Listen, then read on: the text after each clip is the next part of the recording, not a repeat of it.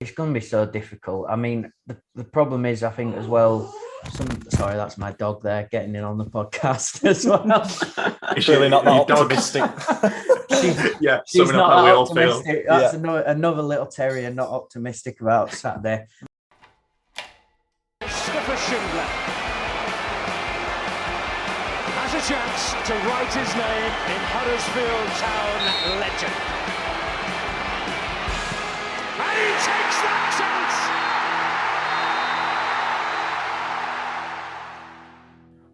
London's calling, folks. Welcome to the warm-up episode 59. Joining me, your host, Brady Frost, is Tom Bradshaw, and we're joined by Ollie Fisher. How are you both? Good. Ready. Excited. Yeah, not bad, Brady. Looking forward to Fulham, as always. Yeah. You guys could sound a little more enthusiastic, but I'll take it.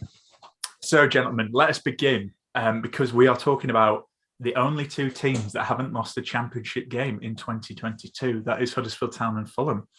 That's about as good as it gets in terms of positivity.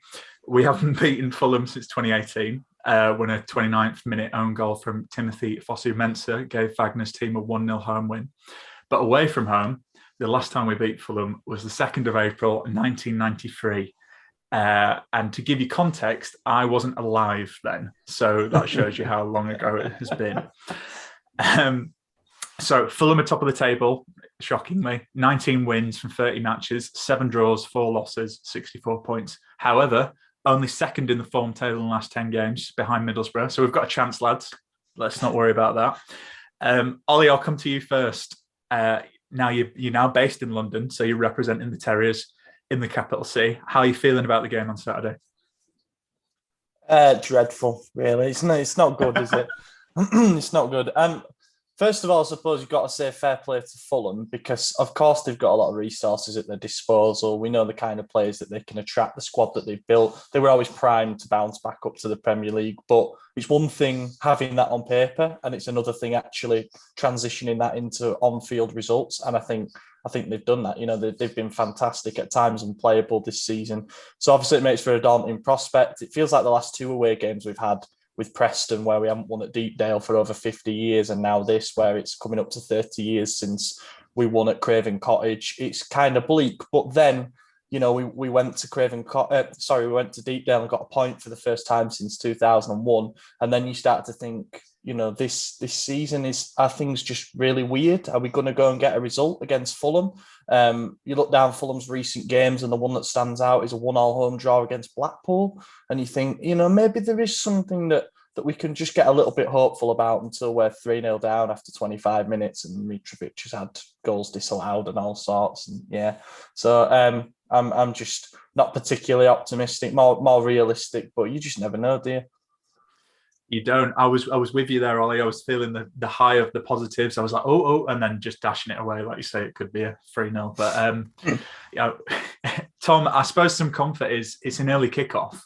And this isn't based on any stats, but I always feel like early kickoffs generally they're not the most entertaining games, and they can be a bit drab. And obviously we drew 0-0 in our last early kickoff game against Sheffield United. I wouldn't say that was a boring game, though. Do you think that could play a part? Maybe, Brady. I mean, I'd take a 0-0 right now if you offered it me on a plate. Like, yeah. It's just that record is. I had a look at that earlier. I couldn't believe it that we haven't won there for 30 odd years. But last few times I've been, we've got battered. It just seems, like the floodgates seem to open for us against them. So I'd take that boring 0-0 all day long. And if we can stay unbeaten, they'd stay unbeaten as well, so maybe they could come to some agreement before the game. It's about match fixing. That's what we want. I suppose I think everyone's probably going to pick the same key player for Fulham. But seeing as you're the guest this week, Ollie, I'll go to you first. Who have you picked from Fulham? Because there's an obvious shout, but then you look at their squad and their starting 11, and I think you can make a case for most of them. Yeah, you can. You really can. It's pretty frightening as a 1-11 to look at. I guessed that someone else was going to pick Mitro, so I decided to be a little bit different. This is a player that I've watched extensively because he's been linked a lot with Milan, who obviously I cover for work. Fabio Carvalho plays number 10 for them, sometimes plays a bit wider, but he's only a teenager, incredible emerging talent. He's in double figures for goal contributions this season, forged out a starting role. It's no surprise to me, having watched him, that he has been linked with the likes of Liverpool and the big clubs around Europe. His contract's expiring in the summer. They're probably going to lose him for a compensation fee, but at the moment, he just looks fantastic to watch. He's really quick-minded. He seems to make incredibly mature decisions for someone his age, and I think there's probably a temptation for teams to get too dragged into just how do we stop Mitrovic, that sometimes you can fail to cut off the supply, and the supply can score goals as well. So I've gone for him just to be a bit different, and I think he's one to watch for the future. Yeah, great player. Obviously eligible for England as well. So, could maybe see him in an England shirt. Who knows? I agree with you, though, in terms of points about people can focus on Mitro and it's about stopping the supply, because my key player, just to jump in, was Nico Williams. So, we can talk about Mitrovic. Maybe Tom's picked him. We'll find out. But he's already equalled Ivan Toney's 31 goals in the Championship, which is just crazy. Still has 16 games to go to beat it. But in their last game, which was a 1-0 win, Nico Williams assisted the only goal for Mitro. And he's a great player, right back on loan from Liverpool. I think when me and Matt have discussed it before, he's a kind of player we've always wanted for Town to get in on loan. Just a great talent. Seems to have played more games for Wales than he has Liverpool. But yeah, I think he's got a great cross on him. And like you say, stop the supply. Maybe you can stop Mitro. Who knows? But Tom, who did you pick? I think what both you've said is pretty much what I've got written down. So I did pick Mitrovic just because of that goal scoring record he's on. So yeah, Brady, it's he's already reached Tony's record. And I think I read the actual second tier record is 45 goals. So he's on track to do that. I think is with his ratio at the moment. So he could be on 45 plus this season, which is insane. But I totally agree with you too. Maybe the thing with teams this season, because I watched quite a few of Mitrovic's goals back last night just to see what most of them are like. A lot of them are in the penalty box. A lot of them have come kind of from the left and the right hand side. Sometimes it seemed to be more the left side where they were attacking down, and just either cut back and he's there in loads of space, and it's just amazing. He's one of those players who can just pop up and have like 10 yards, it looks, around him with no defenders near him. And maybe that is because the defenders are in two minds of, do we concentrate on stopping the crosses coming in, or do we concentrate on staying close to him? So I guess that links nicely onto Town key players and who could potentially stop Fulham from doing that, I think, on the weekend.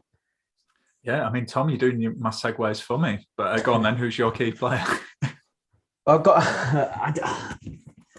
I think the way it was set up. So I've kind of got the two. I've gone with Toffolo or Turton. I feel like Turton will start on Saturday, and I just think we need to just stop them creating. Basically, like I said, most of those goals of his anyway seem to have come from them attacking down the flanks, and all really simple goals. And it's just like, if we can maybe stop them from getting in those positions, then you're causing them problems. It's going to be so difficult. I mean, the problem is, I think as well, sorry, that's my dog there getting in on the podcast as well. It's really not that optimistic. She's not that optimistic. That's another little terrier not optimistic about Saturday. I just I've lost it now because she's disrupted me. What was I gonna say?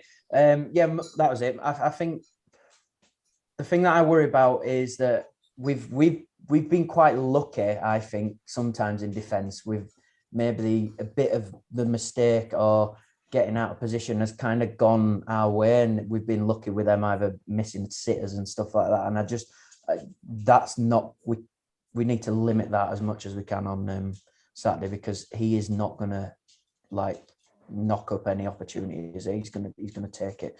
So for me, key player is Toffolo or Turton. I've gone 2 key players. I just think that on the flanks, as defensively, that's what we need to keep strong on Saturday for me, Brady.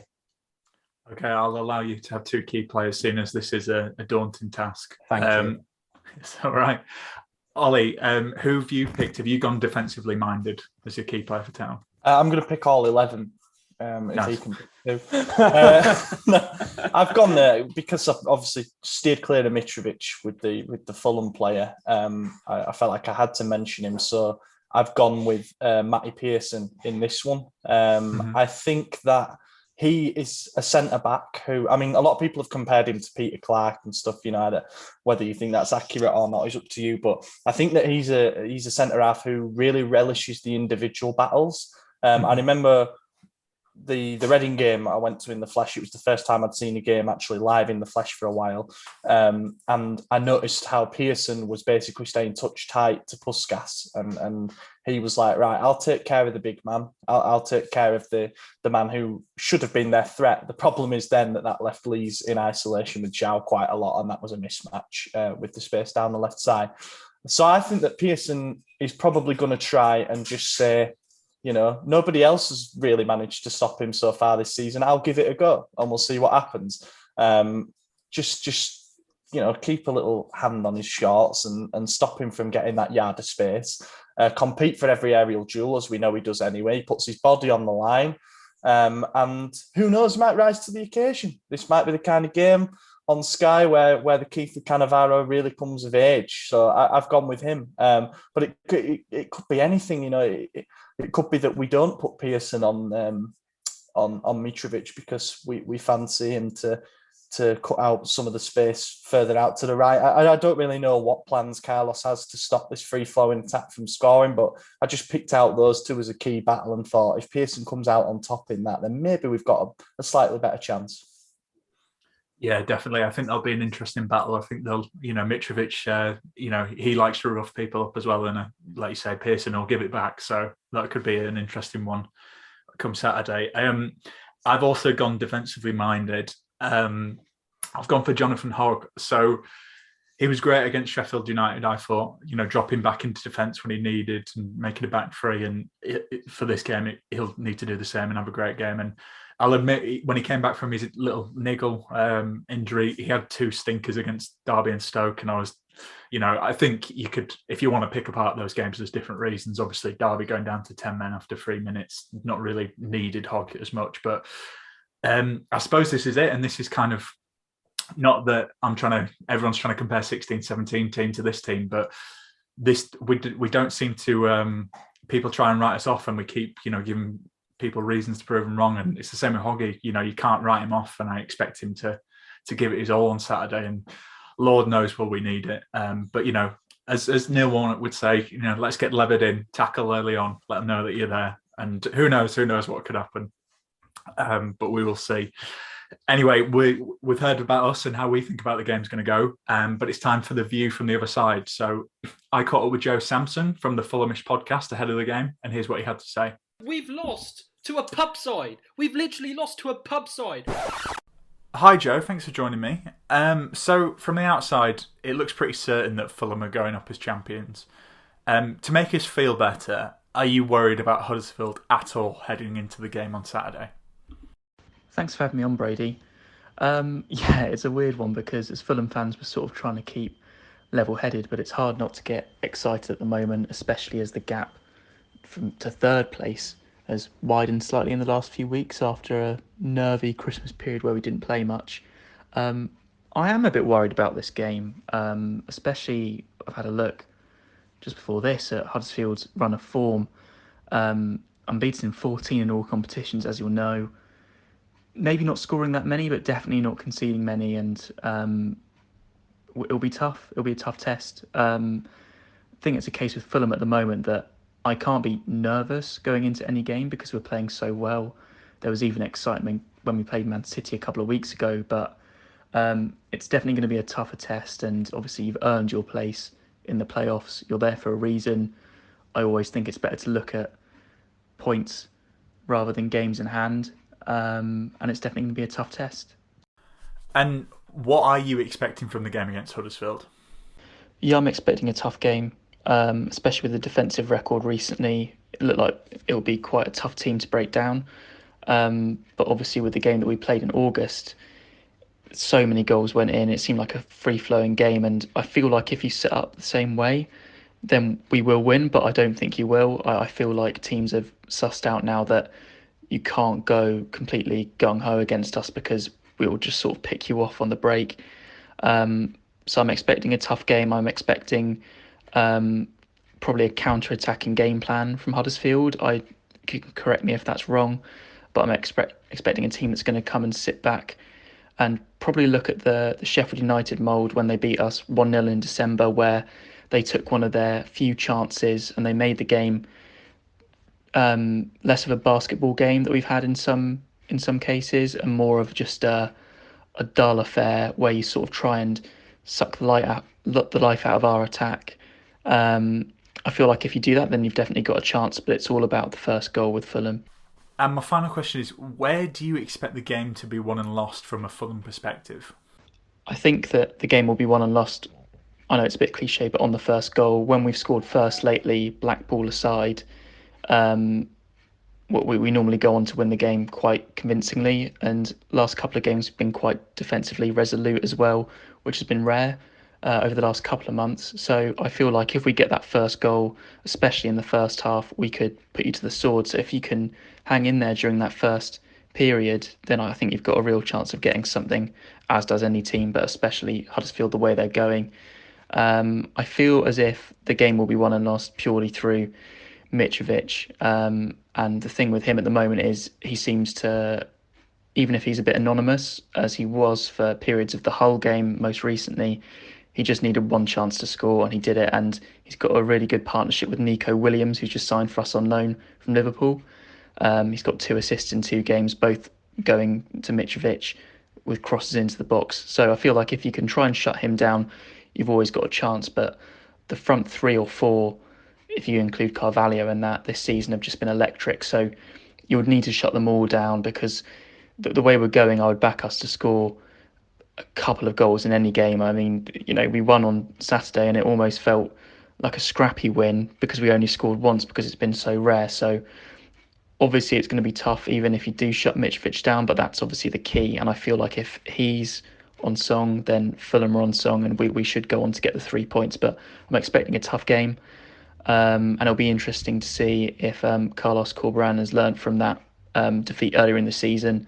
Obviously, he was quite newly appointed at the time. So it'll be interesting to see if how the game differs from that, because that was very much a free-flowing game. I feel like if you're going to play against Fulham and get a result at the moment, especially at Craven Cottage, you need to stop it being a free-flowing football game. So it'll be interesting to see how he does that. Okay, so we heard from Joe. Very confident, as you can imagine, when you're top of the league and absolutely smashing it. But now it's time to hear from us, because we're going for a trip down memory lane, because it's time for Return to the Mac. Christopher Schindler has a chance to write his name in Huddersfield Town legend. De Poitr's got the better. Yeah! And Laurent De Poitre scored! What a goal, Aaron Moy! An absolute thunderbolt delivered all the way from Australia. Return to the Mac. Okay, so Ollie, you said your choice before we recorded was a rogue choice, and that, my ears pricked up. So who is your choice? This is, I started racking my brains, thinking back through previous great sides that we've had, because that's what you need for a game like this, with such a mismatch on paper between the squads and stuff. And then I realised that there's probably not an awful lot, even from the 16-17 and from the Premier League team, where you think, yeah, he's the guy who would. So I just took inspiration from Matt's video on Leon Knight. And that might be rogue, early 2000s, long time ago, but he's the first striker that I truly remember at Town. 01-02 season, was pretty prolific on loan with us, and the reason that I picked him is just to steer away from all the defensive stuff before, and just if we manage to catch them a couple of times on the counter, let's say, by some complete fluke, if there's a striker that you kind of want in and around the box who is able to score from 1 or 2 chances, then my 6-year-old, when I was 6-year-old memory suggests that Leon Knight could be that guy. And as I say, that video, I was watching all those goals back and started thinking, get him in transition and he'd be the man that you want on the end of it. Similar sort of thing you could argue like Naki Wells or Rhodes, but obviously now he's back with us, so you can't pick him. But yeah, just this idea that if we do create 1 or 2 chances, we do get a half chance to put them behind in the game and put the pressure back on, then why not? Yeah, great shout. I think you touched on that video. Obviously, I watched it when Matt posted it. He's got quite a few headers to say he's not the tallest. So yeah, I think that's a really good shout, yeah. Tom, have you gone for a striker? No, I haven't, but I've kind of gone down Ollie's thinking, I think, kind of a bit like a player you think can turn up in a game like this and do something special. And the only memories I have of this guy is of him scoring some pretty big goals against some good teams, and like last minute winners and stuff like that, but mainly Leeds, and then he scored away at Chelsea in FA Cup. So I've gone with Michael Collins coming back nice. For me.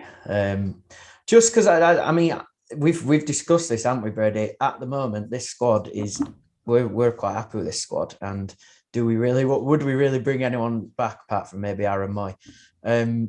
But I just think, yeah, Michael Collins, get him in, turn up, do a bit of magic, last minute winner in front of town fans on Saturday. There we go. Lovely. I can picture it now.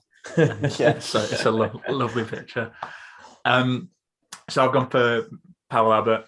That 04-05 season, first town striker in 6 years at that point to score more than 20 goals, 27 goals he got in all competitions that season. Get him in, lads. Why not? We all love him. I think this will be a close poll though, so I'll be interested to see how it goes on the old Twitter. But we'll move on because it's time for You're the Boss. So Ollie, I know you've been on this when in my absence, so Matt doesn't ask you my silly question that I ask everyone. But you're in the dugout on Saturday. Carlos isn't there.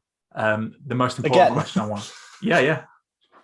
Exactly. The most important question is, what is your managerial attire? How are you going to dress up if you're boss of Huddersfield Town?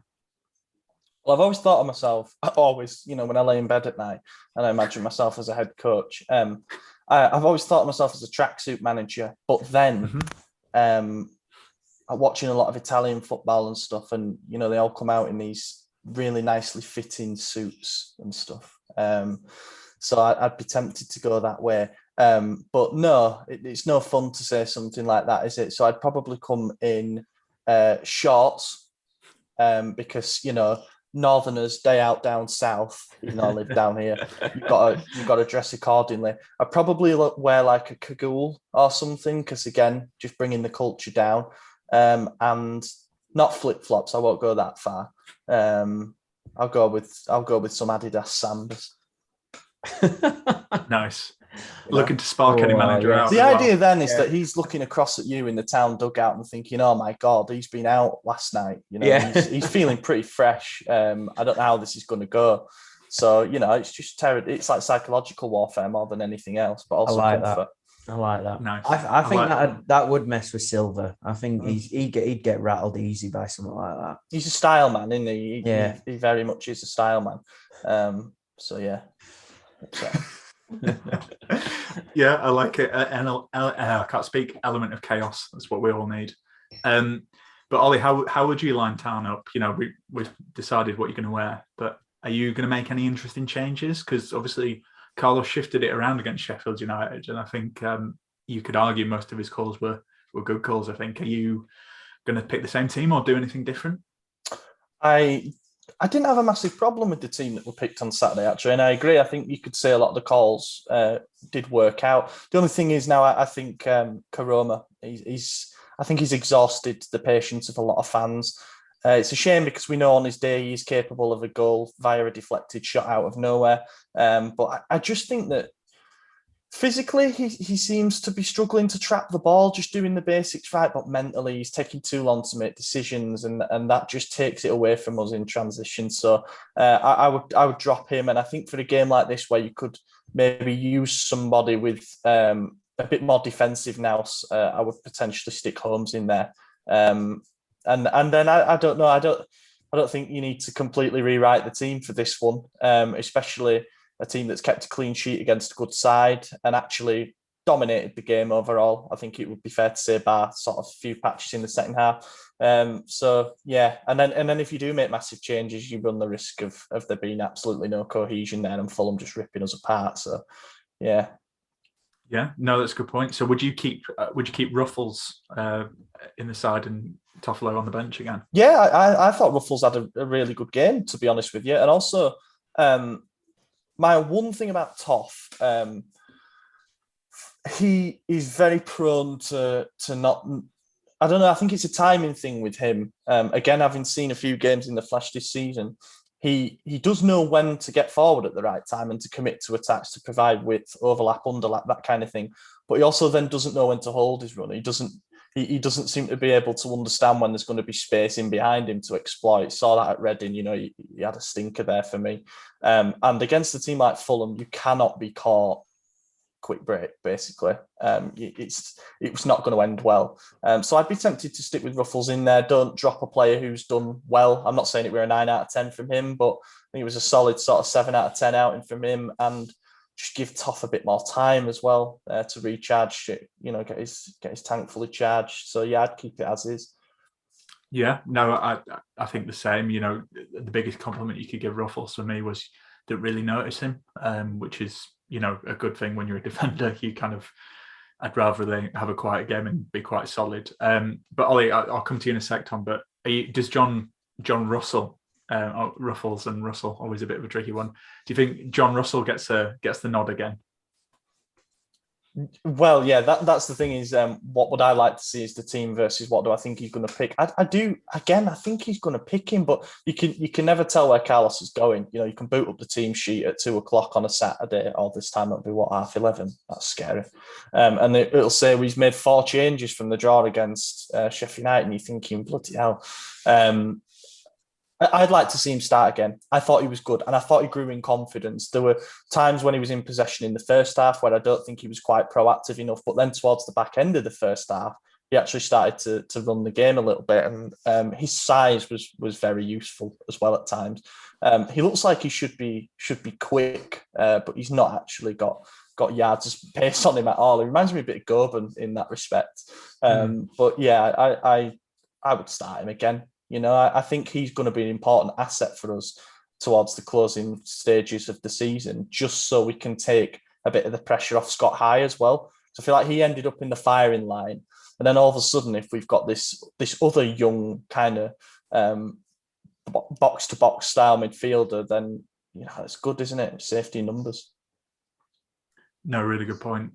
Tom, I suppose the question is, with your lineup, you've mentioned you might bring Turton in because you picked him as your key player.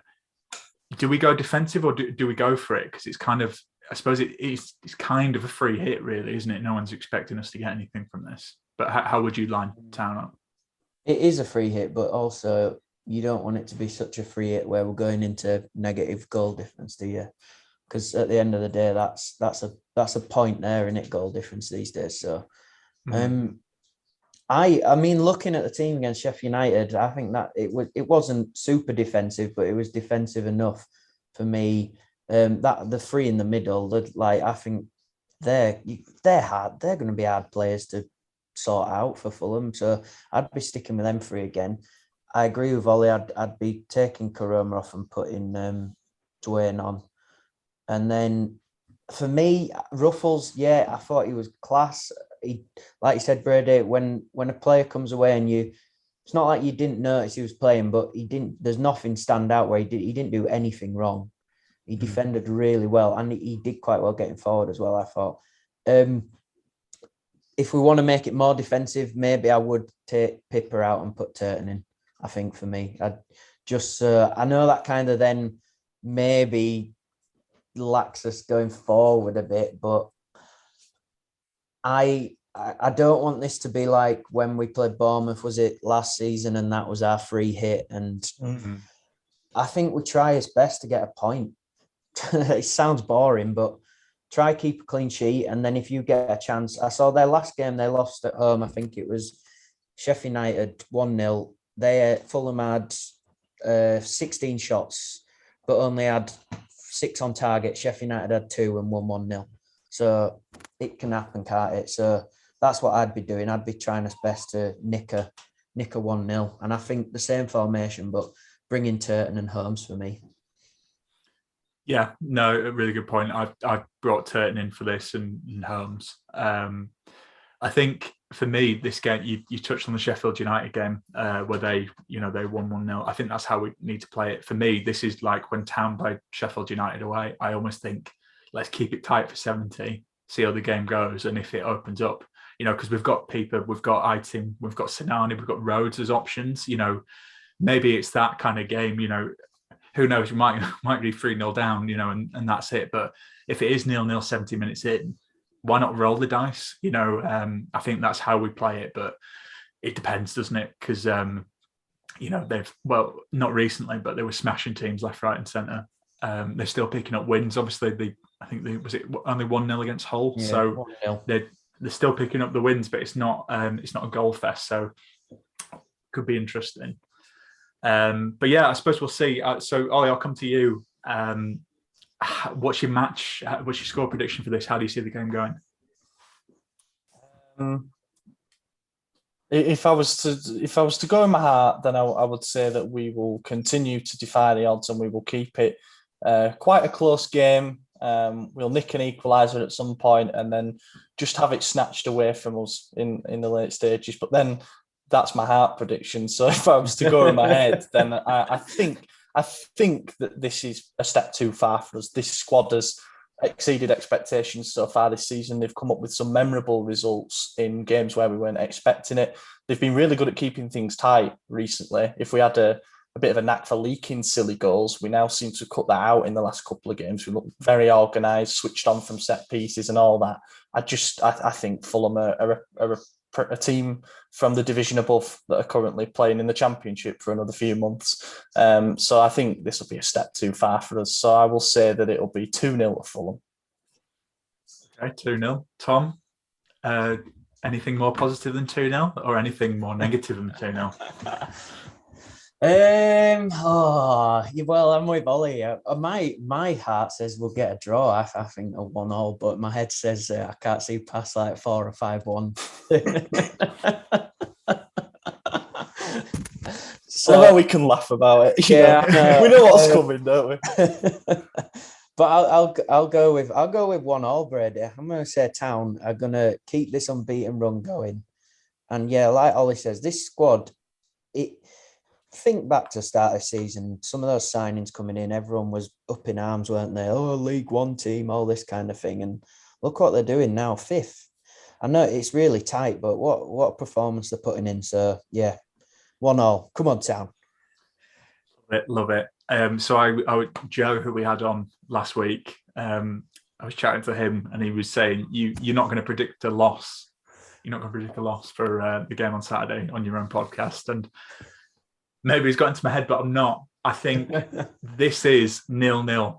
And that's me being very hopeful. I just think it might be very similar to the Sheffield United game in the sense that, like, I'm not saying we're going to be the better side. I think Fulham will be the better side, but I think we might put in a really good performance defensively. I think Nichols will need to have an excellent game for us to get a point. But I wonder if we'll be great defensively and then not really offer anything in attacking wise. And to be honest, I would take that. And don't get me wrong, if we get a 0-0, that would be amazing. I think that would just, it just show how far this team's come. I mean, I was, the first game back when fans were allowed back in at the John Smiths, I went to it. It was 5-1 to Fulham. It was awful. But despite Schofield's mistake for the first, we did equalise and we did cause them a few hairy moments. And we know how effective our set pieces have been earlier in the season. So I don't know. Who knows? I think 0-0. I'm gonna say it. I could be wrong, I don't think I get many predictions right, but just think something about it. I don't know. I think we can get a good performance. And it's a midday game, and I just think they're always a bit, stodgy. So let's hope that benefits us. But before we bid adieu to all the listeners, it's time for a new feature. It's time for Hot Takes. Big bleak hot, mate. Big bleak hot, mate. Yep, so this is Hot Takes. This is the part of the podcast where you share the spicy opinions you have about Huddersfield Town with your reason why, and we'll debate it on the podcast. So your hot takes will be anonymous. We don't want you to have a Twitter pile-on. So if you do want to submit a hot take, don't forget to email brady@takesthatchance.com for a chance to be featured. So, gentlemen, I've not told you what the hot take is. So this is a live podcast reaction. And let me just say, the first ever hot take on this podcast is piping hot. I would say it's fresh out the oven. Don't forget your oven gloves or it'll burn you and it'll sting. Like a Greg's pasty. Yeah, a Greg's pasty when you're not too sure and you bite in and it burns the roof of the mouth. Yeah. So I'm not surprised they've said anonymous for this. This hot take is Lee Nichols is the most overrated Town player since Peter Clark. I know who sent that in. I'm sure I know who sent that in. That's a double whammy. I'm not going to reveal who that is, but I'm fairly sure I know who that is because I've discussed this with them before. Yeah, it's wrong on both counts, to be honest. Do you know what? I'm not like I think Nichols is great, but the thing that I'm most offended by is the slander of Peter Clark. I mean, there's two things with the Clark thing. If you were a scout, let's say, you are looking purely at Peter Clark's defensive ability. All the things that come with a centre back, his winning of duels, his positioning and stuff. You would never mark him as one of the best centre backs in any league, I don't think. He does make some errors that then mean he has to get back into position to make these amazing goal-defying challenges. But then, you can't possibly overrate the spirit that he had and the fact that he was willing to put his body on the line for the club, and he really, really bought into the ethos, into the mentality after a period where we had many players who didn't. So you can't overrate his impact on Huddersfield Town. I don't think he saw us through a very, very progressive period, I would say. And then as for Nichols, I don't think he's had to make an absolute abundance of world-class saves. I think he can thank the defence in front of him for that. But what he does make me feel is very safe. I feel safe with Lee Nichols in goal. Before, we've gone from Schofield, so that's that's the other end of the spectrum in terms of confidence. But Lee Nichols is fantastic at commanding his area. He's very, very good at coming to claim crosses, whereas Schofield would stand 2 yards behind his line. Nichols is much more proactive when it comes to cutting out danger. Can we swear? I don't know if we can swear. You can for me, mate. Yeah, shithousery. The shithousery factor's amazing, isn't it? Everyone's bought into that. Everyone's won money off him getting booked at some point. So, I don't think we can call him overrated yet. He's not even had a season. And everyone loves him. Yeah. Okay. So, Tom, do you want to hear the justification for why? Oh, yes, please. Yeah.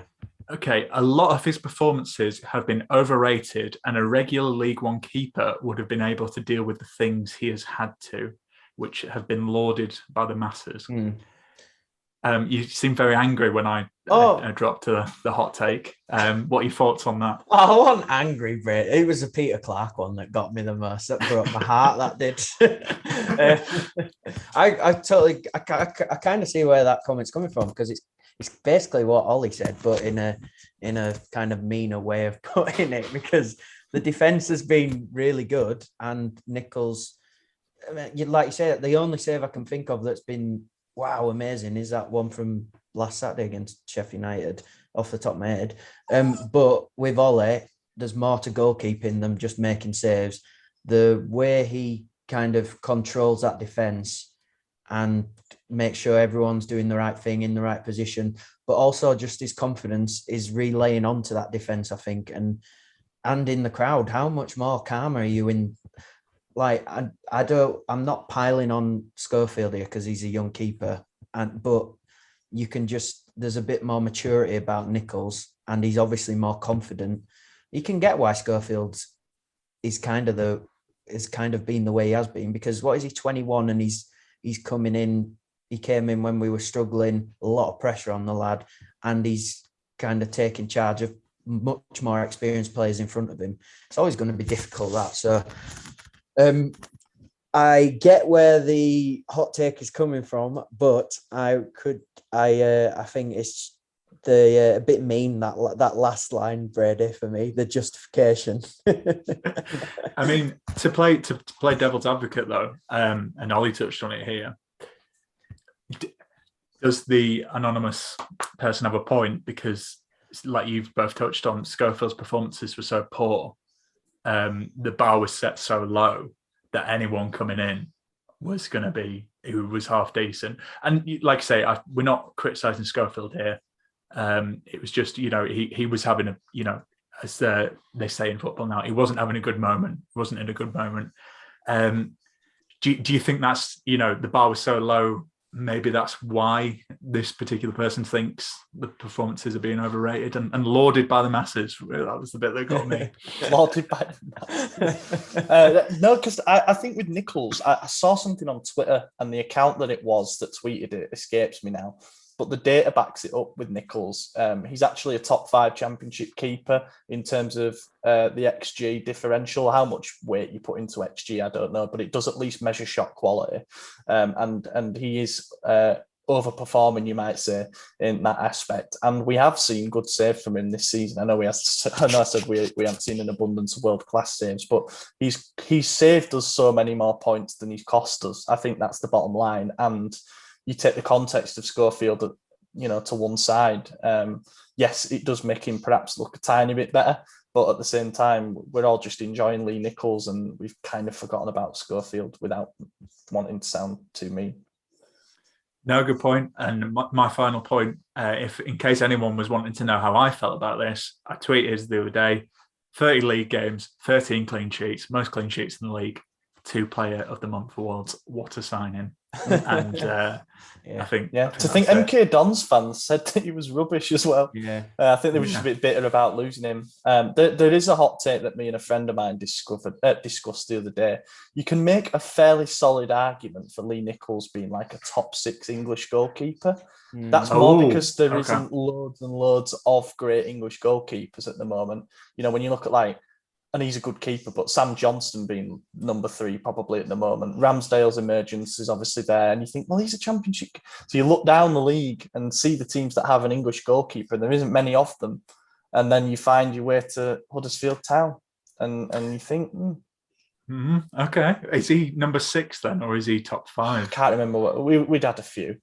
I can't remember exactly where we put him. The start of any good discussion. I think we put him 7th or 8th. Okay. But yeah. Anyway. England B player, maybe. Who knows? Maybe. Yeah. Maybe. I mean, that does remind me of when we're in the Prem, and I remember a few people genuinely saying Jonathan Hogg for England. I love Hoggy, but I don't know. I think that's a bit too hot of a take for me. But yeah, we'll put that to the Twitter. We'll do a little poll, see what happens. I'd be amazed if it's the majority agree with our anonymous person, but we'll see. But yeah, I think we'll call it there. That was a good hot take. We've got a few more coming in. I've got some interesting ones through, so it'll be interesting to see how we react next time. But yeah, we'll call it there. So cheers to Tom and Ollie for coming on. Thank you to everyone for listening, and thanks, of course, to Magic Rock, as always, who sponsor this podcast. We'll be back to preview the Cardiff game. Ta-ta for now, and up the town.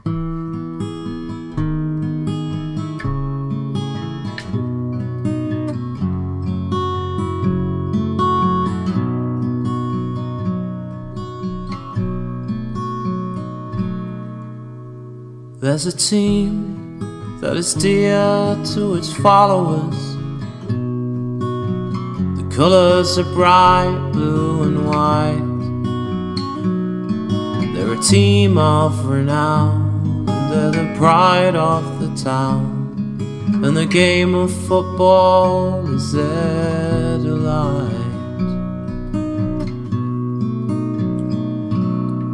And all the while upon the field of play, thousands loudly cheer them on the way.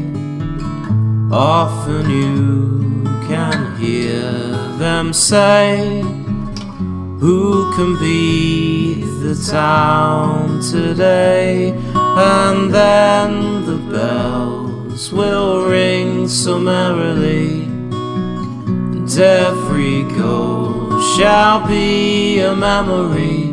So town, play up and bring that cup back to Huddersfield. So town, play up and bring the cup back to Huddersfield.